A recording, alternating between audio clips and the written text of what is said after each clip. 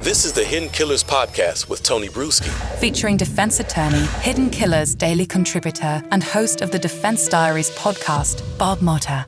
What was your take on just how far this went? Because initially, when I heard, what she was saying, they were kind of felt like off the cuff comments, and she shouldn't be doing it by any means, and that in itself is bad. But then when it went all the way to the Facebook page story, oh man, that to me just took it to a whole new level of wrong. It was like, this isn't just some kind of Karen-esque type character that just likes to spout her mouth off here and there. She actually influenced a juror being allowed to be a juror on this trial. Got one removed. Absolutely. I mean, that's another oh my God move. There's a long list of things that if just a few of these things, if just one of these things in this filing is true, and I have no reason to believe it is not, it would be cause for a real retrial. My question now to you is, okay, so this woman did these things. What happens to her? What are the repercussions for Rebecca Hill if, in fact, everything in this affidavit is accurate? Because this seems like quite a crime. Dude, Tony, it's crazy. Yeah. So it brings up the first question. So if it gets to the stage where, again, I get all excited when I'm talking, so I leave the track that I was on. So, again, they stayed the appellate case.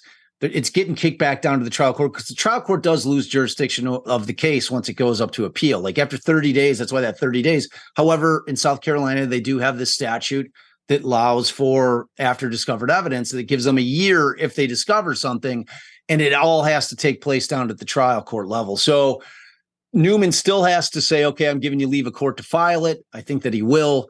And he's still basically at that point, they're going to go in and they're going to argue, and they're going to argue this motion, and they're going to say, you have to give us an evidentiary hearing. So let's assume that takes place. Here's the real question. What does Becky Hill do?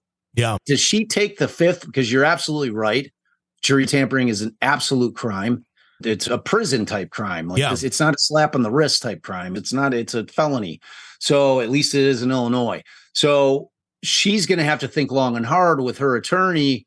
What do I do? Because if she gets up on the stand and she takes the fifth, it's basically an admission that everything in the affidavits is true. And if she doesn't, then she's either going to have to lie, or she's going to have to try to explain it in the way that you just tried to explain it. Well, these are just some off the cuff statements I made. These are, they're trying to frame it in a way that, I had him cornered in a room and was pointing my finger. Don't let him fool you. He's a huge lie. It wasn't like that. It was just things that I said in passing. Yeah. Use your brains, just look at everything, just be aware, those kind of things.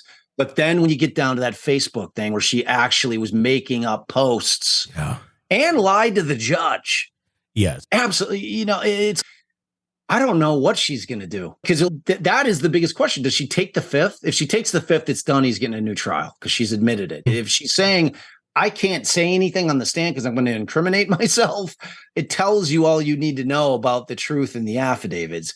Now, if she decides to go for it and says, okay, I think I can handle these questions, this is all harmless, and I think I can explain it all away. Well, I mean, we're going to find out. But if it comes down, and she would be arrested just like anybody else, and she'd be presumed innocent. Mm-hmm. Now, it's super unusual because her case is being tried in the court already. You know what I mean? It's like, we're going to be seeing evidence. There's going to be sworn testimony that can be used in a criminal trial down the road. So everything is intertwined, man. This case is the craziest case I've ever seen. I've been actively watching trials forever, and this one just takes the cake because of everything. It's just so huge, and there's just so many tentacles. It's like, it's never ending.